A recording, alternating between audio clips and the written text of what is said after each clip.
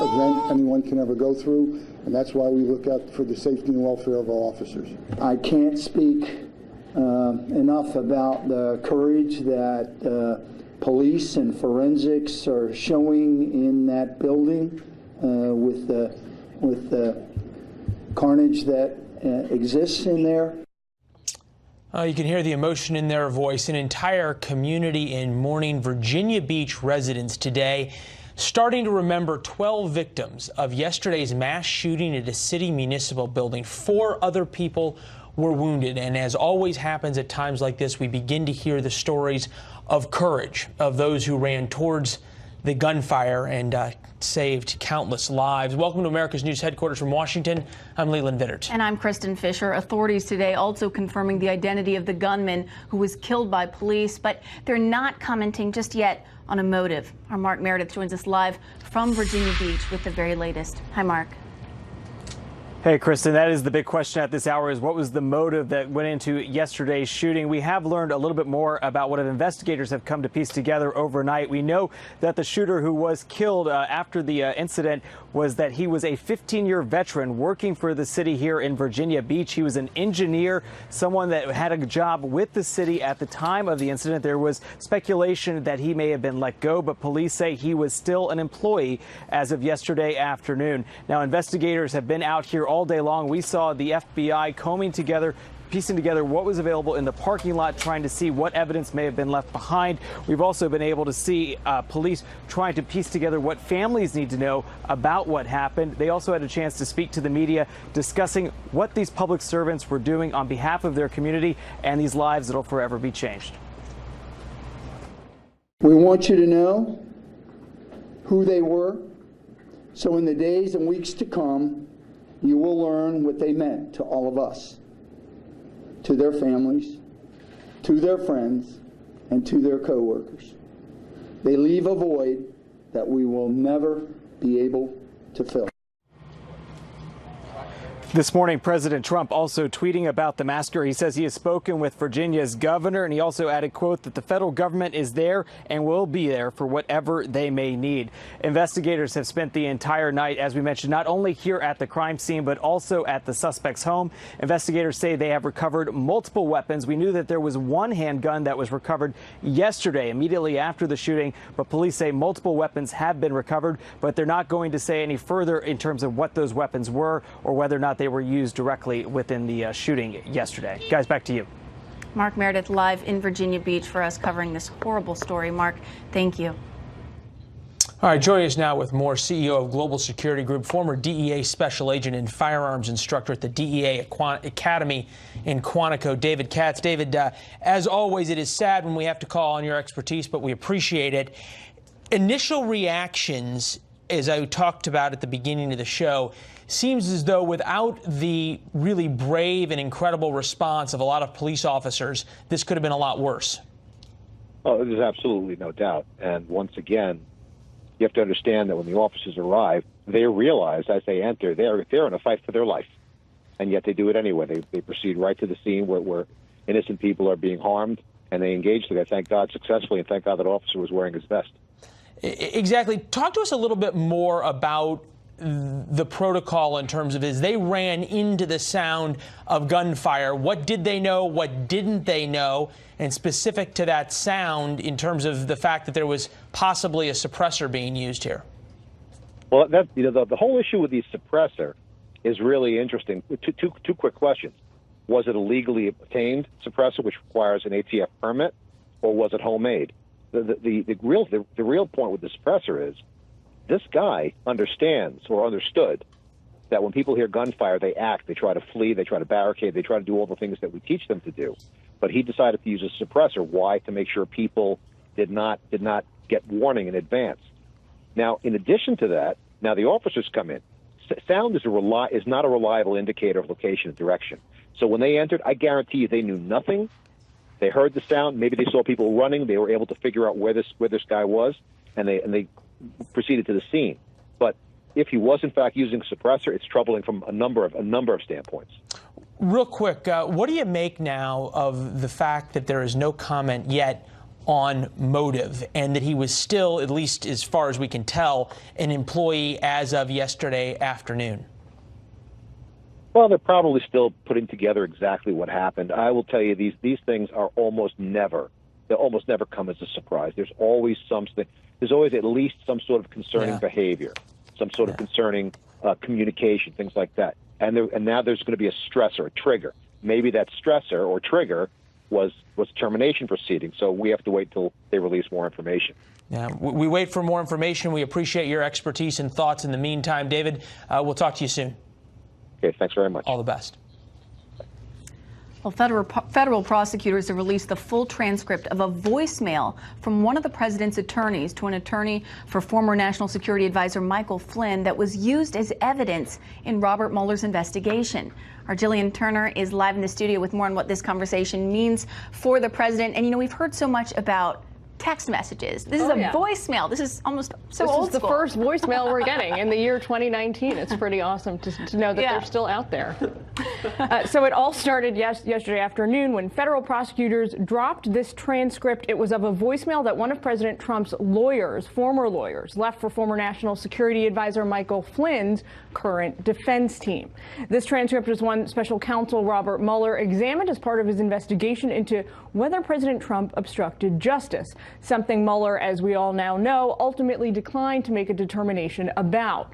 This voicemail was left by one-time White House counsel Don McGahn on a phone belonging to Robert Kellner, who currently represents Flynn. In the message, Dowd says he understands Flynn's compromised position and says, it wouldn't surprise me if you've gone on to make a deal with, work with the government. Dowd also asked for a, quote, heads up if the former National Security Advisor intended to give Mueller information that could in any way hurt President Trump. He writes, if, on the other hand, there's information that implicates the president, then we've got a national security issue, or maybe a national security issue. You know, we need some kinds of heads up, just for the sake of protecting all our interests.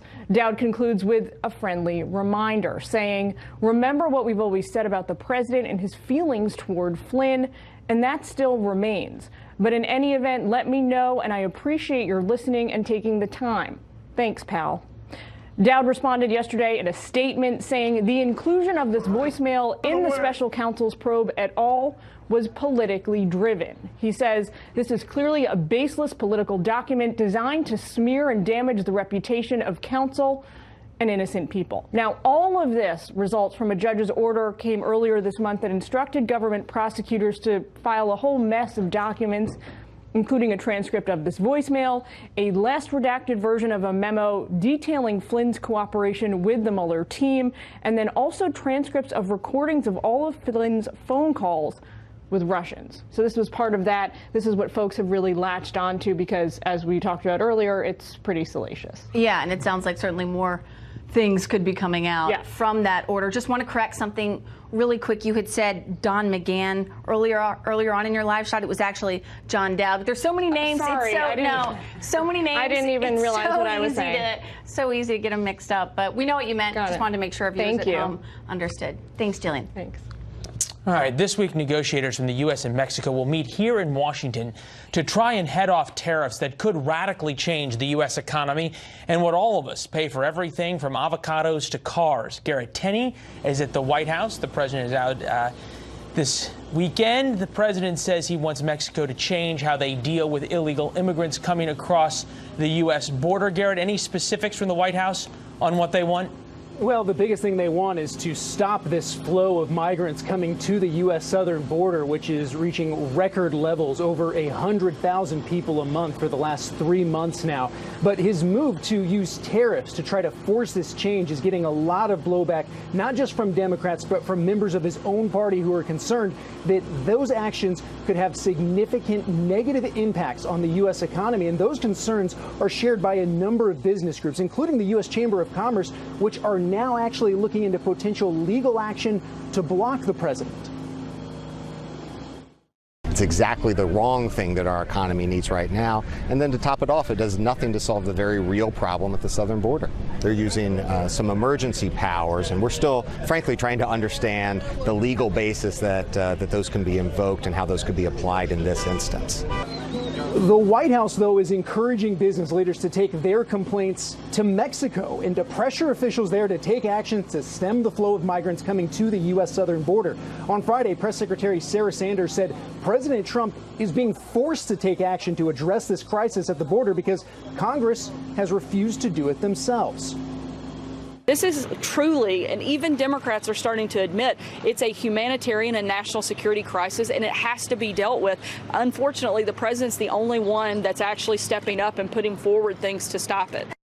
Mexican officials are hoping to avoid a trade war with the U.S., particularly since the two countries are currently trying to ratify a new trade deal together with Canada to replace NAFTA. On Friday, Mexico's president fired back at President Trump, saying tariffs and threats are not the way to address this issue. All conflicts and bilateral relations must be faced and resolved through dialogue, through communication.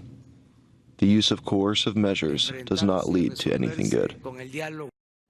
On Wednesday, Mexico's foreign minister will attend a summit here in D.C. with Secretary of State Mike Pompeo and senior advisor to the president Jared Kushner to discuss the tariffs. And it is worth noting that these tariffs are just the latest in a long line of moves this White House has made to try and address this crisis at the southern border, though so far to very limited success. Leland? Yeah, and a lot of reporting in terms of exactly how much Jared Kushner pushed back on the idea of the tariffs at all. We'll get into that in the coming segments. Garrett Tenney at the White House, president out at his golf course today. We'll check back in with you, Garrett. Thanks. So joining us now, Republican Arizona Congressman and House Judiciary Committee member, Congressman Andy Biggs. Congressman, let's talk tariffs, right? You have called them a drastic step, but you still support them? Yeah, absolutely. And here's why. What's happening on the border is an absolute total national security crisis. It's a humanitarian crisis. And a lot of these people that are pushing back on this where have they been? They have not been in there offering suggestions. They've not been down at the border looking at this. They've not been talking to the ranchers who live along the border. They haven't talked to the Border Patrol agents. And we're talking 1 million plus people we are going to apprehend and another 1 million coming in a year. This is amazing. And, you know, we've been working with Mexico, taking the carrot approach with them, trying to get them to help out. They're letting people traverse their country. It is amazing what's going on. It's devastating what's going on to this country. And in some ways, it's an existential threat to the country. But, Congressman, a lot of the people that are pushing back on these tariffs are your own Republican colleagues in Congress and the U.S. Chamber of Congress. They're warning of dire economic consequences.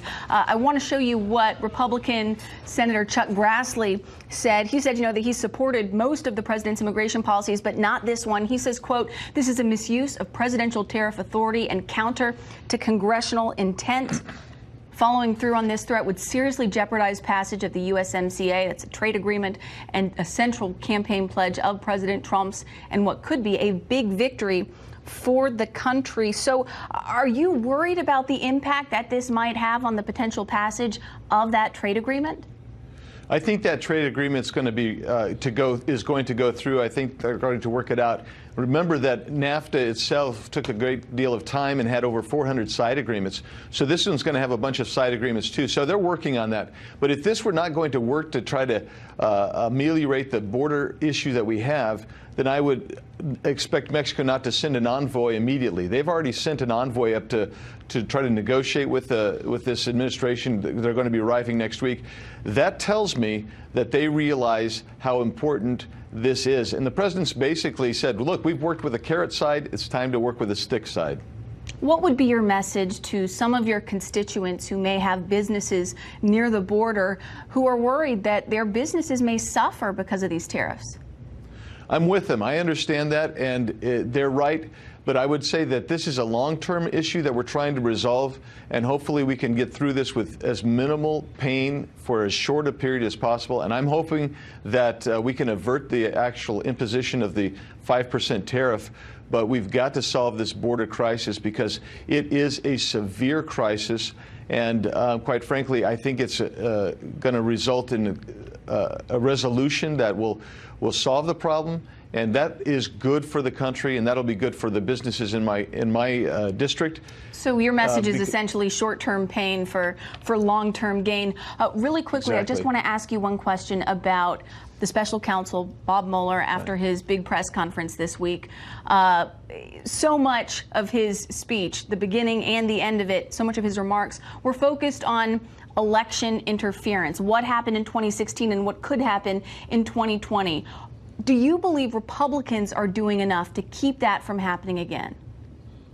Well, I think we are. We're working on it, and we've had this. The president formed basically a national commission. He asked for information from all secretaries of state to try to resolve what we can do to prevent this kind of hacking into our election and try to prevent Russian interference and, frankly, other nations' interference, such as China, Iran, others who have tried to cyber hack and to influence our election. So we're doing some. We have to do more. That's for sure. But I think that this administration is on top of it. I think all Americans hope that Congress, the president, everybody in government will be doing more heading into 2020 to safeguard our elections. Right. Congressman Biggs, thank you. Thanks, Kristen. Leland. All right, with that, we bring in Democratic Congressman from California, member of the House Oversight Committee, Mark DeSaulnier. Good to see you, sir. Do you agree with your fellow member, the gentleman from Arizona here, that the administration is doing enough to stop interference for 2020? No, I don't agree with them. I do agree with him on many things. Yeah. No, it is a shock, but that's okay. We can have a difference of opinion, but we should be engaged in a conversation about what we do to prepare the American public. I want to button this up. You said in a statement just after Mr. Mueller's public statement that the House should proceed with impeachment hearings. You all come back in session this week. Does that mean you're in favor of impeachment? Yes, I've been in favor for many months. Okay. So if the vote was held today, you would impeach the president? I have voted twice to send impeachment papers to the judiciary so we start the process. Help me understand this. You said you've been for it for months. What is the basis of that if now everybody's hanging their hat on the Mueller report? I just believed in my own personal case. From my personal belief that he may well be guilty of high crimes and misdemeanors. As you know, voting to send the papers to the Judiciary Committee starts the process. Then you have public hearings. Then you would come back to vote on whether you actually impeached him or not on the floor. I haven't reached that conclusion. Okay. I've reached a conclusion that we should start. Okay, start, but you haven't reached a conclusion what the floor vote would be. Let's take a look at the polling here as it relates to this. Jerry Nadler, the chairman of the House Judiciary Committee, acknowledged that impeachment is a political process inherently. Should President Trump be impeached? Democrats, yes, 70, no, 20. Republicans, not surprisingly, 9% no, 87% no, only 9% yes. This is where it gets interesting. Independents, 33% yes, 45% no. By definition, impeachment is political. Do you worry what impeaching the president means for the Democrats come 2020? Sure. But I think you have to adhere to the Constitution. Well, tell me about your worries. Tell me about your worries. You said, sure. What are the worries? Well, you worry you overplay your hand. But having said that, I remember Watergate, and what changed the public, the people who defended Nixon, were those open hearings of the Senate and the House. And when they heard that, then the public changed, and it led to his resignation. On the other hand, Bill Clinton left office after being impeached as one of the most popular presidents ever.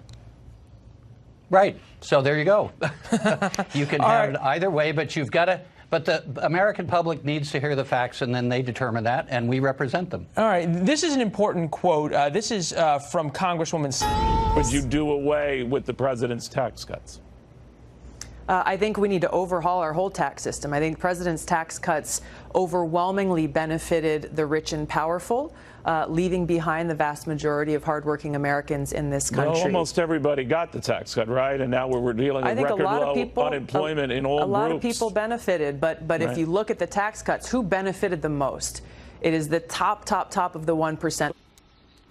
2020 Democrats refusing to give those Trump tax cuts any credit for the good of the economy. So is this going to be an issue for them going forward? Fox Business Network's Jackie DeAngelis, CPA Dan Geltrude, and CNP Global Portfolio Manager Aaron Gibbs joining us now. Thank you all for being here. Jackie, so Tulsi and other people are Democrats are saying that the tax cuts didn't help the economy or just help the top of the economy. But you have job growth, which is extraordinary, more jobs than job seekers. The first time in my lifetime, that's about the 19th month we've had that.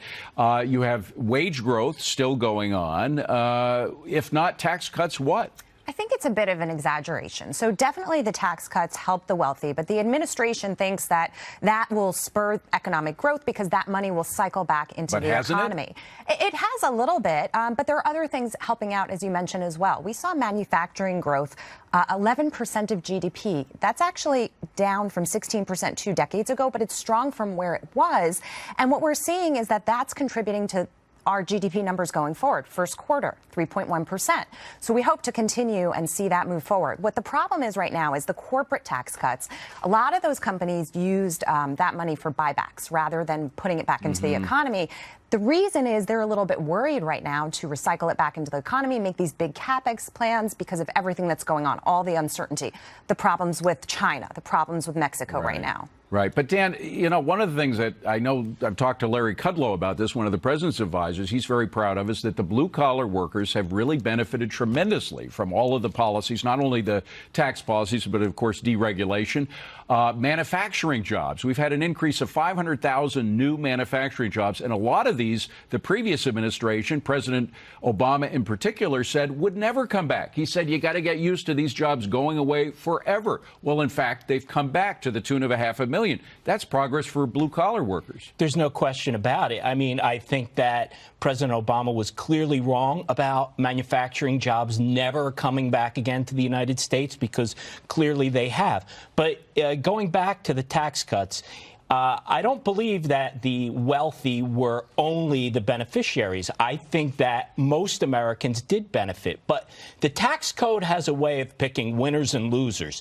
And the winners were those who were in low-tax states, and the losers were those who were in high-tax states. I have seen many wealthy taxpayers, particularly in my practice, where they're concentrated in the New York metropolitan area, have gotten clobbered by the lack of tax cuts for them. But when you have middle class and people who are on the lower end of the earning spectrum, they have absolutely benefited from the tax cuts. And I believe the economy is clearly showing that, because confidence is up. Yeah, well, I think it's really how you define wealthy, because certainly, you know, the top, let's say, 1/10 of 1% may have benefited, but when you expand, let's say, wealthy to the top 5%, 10%, and start including those people from the higher tax states, you're starting to see the states that have the people leaving the most are these higher tax states. So New York, New Jersey, Connecticut, in last year had some of the highest rates of people moving out of those states. So clearly there are wealthy individuals who are moving because the taxes are so onerous. And Jackie, you know, a lot of people, I live in a high town, I live right in Manhattan, so I get clobbered not only by the state but by the city. But I must say, I actually had made a little more, you know, because of the tax changes, because you had an end of some of the onerous tax code that they got rid of. But the bottom line is we had a loss of 350 points on Friday, and a lot of that came because of what is happening on tariffs. Could that eliminate the progress that has been made with the tax cuts? You read my mind. So the first thing is, most people that I've spoken to have said in their paycheck they have felt a little bit more money sticking to their bones. And obviously it would depend on what they're making. So that was a trend that we've seen over the last year, and it will continue. The second point you made about the market drop that we saw was the worst May that we've seen since 2010 in 9 years. Yeah, it wasn't just the day, it was the whole month. People are scared. And when you listen to what your previous guest was saying regarding autos, for for example, it's not just going to hit corporations when we look at tariffs that have to deal with China and have to deal with Mexico. If those costs are passed on to the consumer, that will effectively feel like a tax. So that will eat into some of the savings that they've Although seen. surprisingly, he said he'd still be in favor of Donald Trump because of the effects of the tax cuts and the regulatory cuts. Well, Tom is clearly a loyal Trump supporter that he's willing to sacrifice his business sales for supporting the president. But listen, I heard Charles Payne say something very interesting regarding these tariffs. He only says interesting. Yeah, yes, he does. All he says. But he said something interesting. He said, ultimately, obviously, tariffs are a tax. Yeah. But what's going to happen is that people will not accept that tax in the form of tariffs being passed through. They are going to change their buying patterns, right? That's all. So now what happens, David, what happens is countries like China and Mexico, if they want to sell into the United States, they're going to have to adjust their pricing. Yeah. Now, will that happen? It's a very interesting point of view. Well, Aaron, we have some stats to back that up. I think we might even be able to show them. The tariffs are cutting imports from China. China imports are obviously down about 15%. But Vietnam imports up 40%. Taiwan imports up 21%. South Korea up 18%. India up 15%. These supply chains are moving away from China to other countries in Asia and elsewhere that can provide the same kind of products. Certainly corporations are going to move their supply chains as quickly as possible. I think the interesting thing with the proposed Mexican tariffs is that it's going, for many industries, it's much harder to switch your supply chain. Ford and GM, for example, they have manufacturing plants where, and even Ford has 1/3 of its vehicles produced in Mexico. It's not that easy to build a whole new car manufacturing, all the suppliers. So they are our second biggest trading partner. And so we may be able to source avocados from somewhere else, but we're not necessarily going to build a new car plant. And so I think you're really going to see that in the markets. And certainly Wall Street is concerned about this because it's not going to be that easy to switch your suppliers. Well, even Steve Moore, who's a big supporter of the president, worked with the president, is worried about the Mexican tariffs kicking in. But China, he says, needs to be dealt with. Great stuff. Thank you all. Appreciate it. Well, several more Democrats calling to impeach President Trump. In fact, there's one of them, Beto O'Rourke. He's running for president. He's speaking at the Service Workers Union, the Service Workers International Union in San Francisco. He's just one of several Democrat candidates who've been calling for the president's impeachment, particularly after Mr. Mueller made his parting statement, 9 minutes of which captivated the nation this week. That was early in the week. There's been a lot of fallout on what Mr. Mueller said. Fox News correspondent Jillian Turner has the very latest from inside the Beltway. Hi, Jillian. Hi, David. It certainly was a very captivating press conference he gave there. So Capitol Hill Democrats and one Republican are ramping up their efforts to get Mueller to testify and begin impeachment proceedings against President Trump. The Democratic caucus insisting, despite Mueller's public statement this week, in which he announced he was closing up shop, they say it's more important than ever they hear from him directly. The Speaker of the House has remained cool on the I word, but says there are major issues still unresolved and questions unanswered. Why this president is not above the law, why this president must be held accountable. The only person who knows better than I do is the President of the United States. He knows what his violations have been. 2020 contenders, by comparison, taking a no-holds-barred approach. Elizabeth Warren even calling for legislative solutions to what she sees as the Trump problem, saying, I pledge to nominate an Office of Legal Counsel head who will reverse the Watergate-era rule that a president cannot be indicted for criminal behavior. The OLC's purpose is to govern the conduct of the executive branch, not act as the president's get-out-of-jail-free card. But the White House says Pelosi's efforts so far leave a lot to be desired.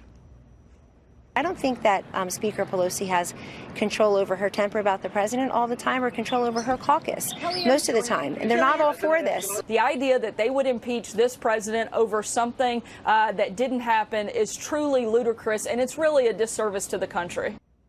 Over the past couple of weeks, Pelosi has gone from saying impeachment is basically off the table to saying well, if her caucus does proceed with impeachment, their case would need to be ironclad. And indeed it would, David. All right, Jillian, thank you very much. And by the way, there's yet another Democrat presidential contender, Kamala Harris, who's speaking in front of the SEIU in San Francisco as well. So the hits keep coming from the Democrats, at least those who are running for president, not so much the current leadership. My next guest says all the impeachment talk is about politics, not justice. Louisiana Republican Senator John Kennedy sits on the Judiciary Committee. He joins us on the phone. By the way, we called all the Democrats on the Senate Judiciary Committee. We didn't hear back from any of them. That probably doesn't surprise Senator Kennedy. But Senator Kennedy, some people are questioning the justice of going for impeachment, but I would also question the politics of it. Most Americans don't want impeachment by a pretty convincing majority. There aren't 67 Senate votes to convict if there is impeachment, but will the Democrats still go for impeachment? David, I don't know, and I don't want to paint with too broad a brush here, but I think there are many members of the House leadership that are in bad faith. It's not about justice. It's about politics. I mean, they've determined to make demonizing Trump their life's mission. The election was 2.5 years ago, and they're still holding or throwing a tantrum. My response to them is, I said it last week, do your business or get off the pot. You want to impeach? Have at it, man. Let's go. Yeah. Now, it polls right up there with skim milk, but if you still want to go forward, do it. But either do it or stop whining so we can get back to work, for gosh sakes. There are things we can work on where we have more in common than we don't. Things like health insurance and prescription drugs and infrastructure and net neutrality. But, Senator, you have to work.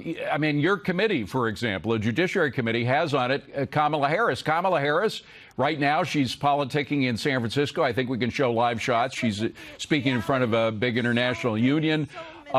She's in favor of impeachment. She it seems, would rather talk about impeachment than talk about getting stuff done, as you say.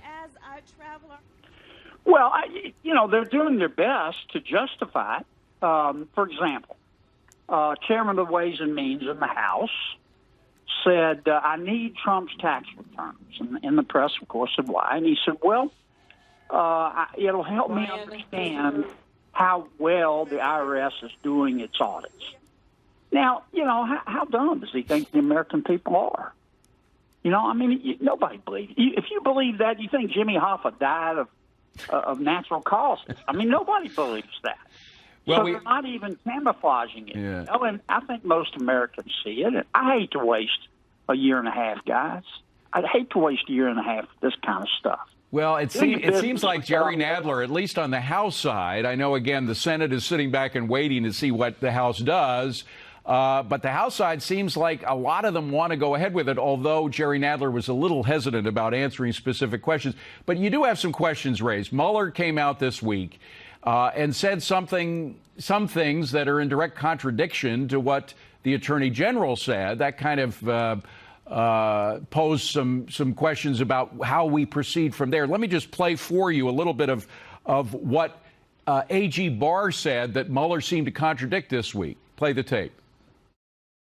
Special Counsel Mueller stated 3 times to us in that meeting in response to our questioning that he emphatically was not saying that but for the OLC opinion, he would have found obstruction. He said that in the future, the facts of a case against the president might be such that a special counsel would recommend abandoning the OLC opinion, but this is not such a case. Now, Senator, I realize it's a little like arguing about how many angels can fit on the head of a pin, and most Americans' eyes glaze over when you're getting into some of this stuff.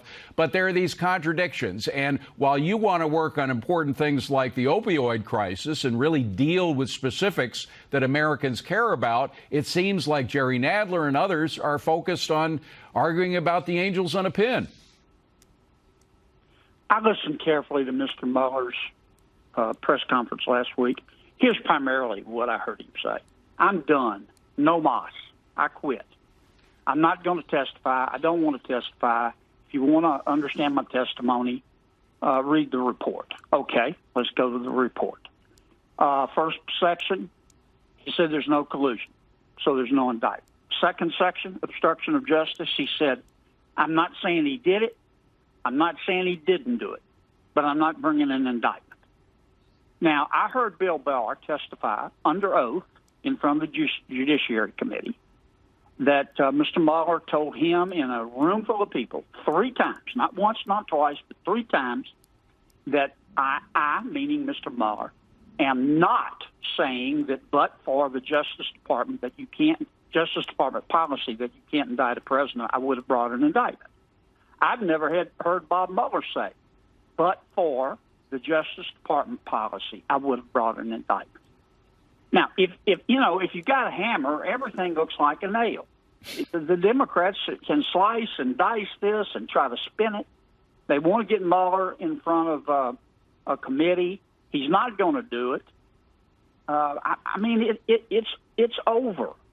And I just think some of it, I'm sure, is in good faith. But some of it is just pure politics. And I'd like to see us in the next year and a half spend just a little time thinking about the next generation as opposed to the next election. Well, one of the things that puts the next generation at risk, of course, is the opioid crisis.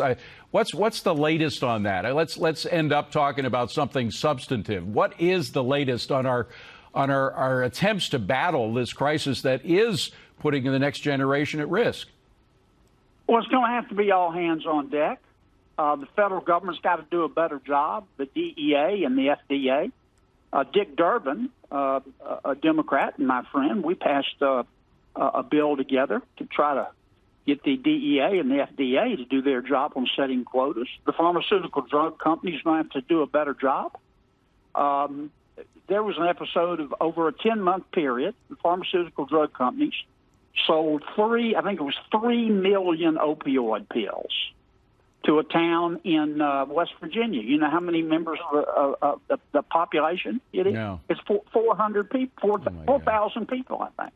I mean, this stuff, our doctors have got to do a better job. And frankly, our people have got to do a better job. Yeah. I don't want to deny opioids to people who are in pain, and we shouldn't.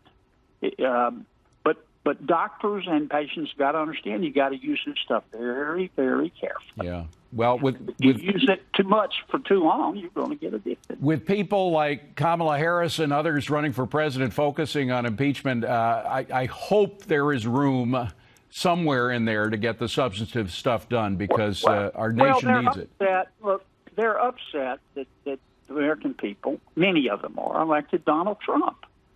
And, if I act like I don't care, it's not an act. It's not their call. It's the American people's call. You can vote against him in a year and a half. In the meantime, let him do his job. Senator John Kennedy, great to talk to you, Senator. Thank you very much for being here. Appreciate it. Thanks, Dave. Well, Secretary of State Mike Pompeo says Iran is responsible for those recent attacks on oil tankers in the Mideast and that he can prove it. Retired Lieutenant Colonel Bob Maginnis says that proof is all we need.